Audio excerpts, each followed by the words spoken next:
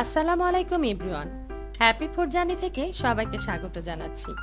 আজ আমি করে দেখাবো পরোটা বানানোর বেঁচে যাওয়া আটা দিয়ে একটি স্বাস্থ্যকর নাস্তার আইটেম। আশা করছি সকলের কাছে এই নাস্তার আইটেমটা ভীষণ ভালো লাগবে। ভালো লাগলে একটা লাইক দিয়ে ভিডিওটা দেখবার অনুরোধ রইল। এটা বানানোর জন্য প্রথমে একটি প্যানে 1 টেবিল চামচ তেল দিয়ে দিব। তেলটা গরম হলে তাতে কিছু রসুন কুচি দিয়ে দিব, তারপর দিব কিছু আদা কুচি দিয়ে এটা হালকা ব্রাউন করে ভেজে নিব। তারপর দিব কিছু সসেজ। এখানে আমি 3 পিস সসেজকে গোল করে কেটে নিয়েছি। এখন এটাকে একটু ভেজে নিব। তারপর দিব একটি ডিম এবং তাতে সামান্য একটু লবণ দিয়ে নাড়িয়ে ভেজে নিব। ডিমটা একটু ভাজা হলে এবার তাতে দিব দুটো পেঁয়াজ কুচি ও দিব 3টি কাঁচামরিচ কুচি। এবার পেঁয়াজটা একটু নরম হলে দেব একটা টমেটো কুচি।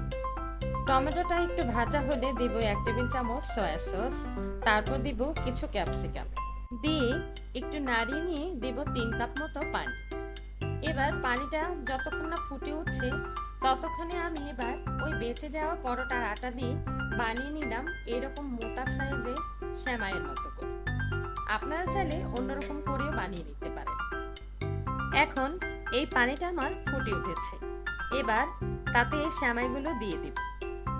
দিয়ে আলতো হাতে এটাকে নাড়িয়ে কিছুক্ষণ জাল করে নেব, এই 5 মিনিট মতো। তারপর এতে দিব একটু স্বাদ বাড়ানোর জন্য ম্যাগি স্বাদে ম্যাজিক মশলা দিয়ে আরো 2 মিনিট মতো রান্না করে নেব।